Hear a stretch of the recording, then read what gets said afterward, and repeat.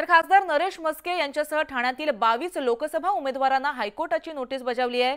नरेश म्हस्केंची खासदारकी रद्द करण्यासाठी ठाकरे गटाचे राजन विचारे हायकोर्टात गेले आहेत।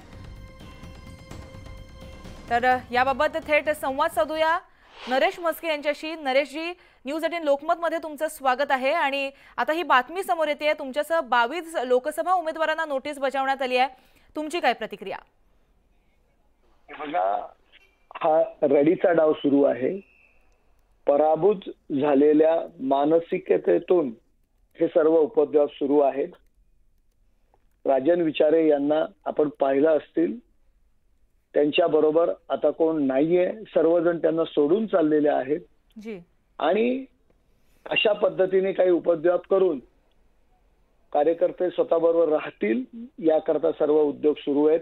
मला अद्याप हायकोर्टाचं कुठलंही समन्स मला आलेलं नाहीये।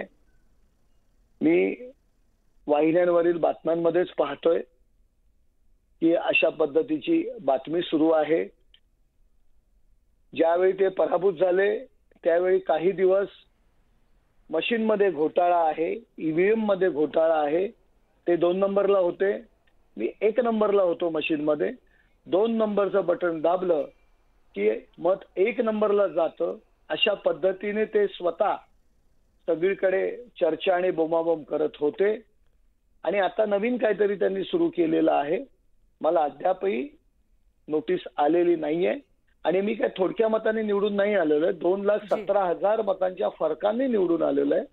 त्यामुळे चुकीच्या पद्धतीने केवळ प्रसिद्धीमध्ये राहण्याकरता आणि स्वतःबरोबर उरले सुरलेले कार्यकर्ते थांबवण्याकरता हे सर्व उपद्व्याप सुरू आहेत। जी जी नरेशजी, त्याचबरोबर असं म्हटलं जाते की जी नोटीस जारी करण्यात आली आहे त्या याचिकेवरची सुनावणी सुद्धा 2 सप्टेंबर पर्यंत तहकूब करण्यात आली आहे। तर सध्या या याचिकेबाबत आणि या संपूर्ण प्रकरणाबाबत विरोधकांकडून सुद्धा बऱ्याच ज्या त्यांची मतं जी आहेत ती आता समोर येत आहेत, त्याबद्दल तुमची प्रतिक्रिया?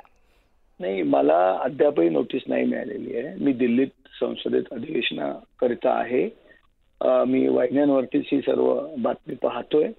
नोटीस मिळाल्यानंतर नक्की त्याच्यामध्ये काय आहे हे पाहूनच त्याला उत्तर देता येईल आणि ही प्रोसिजर असते।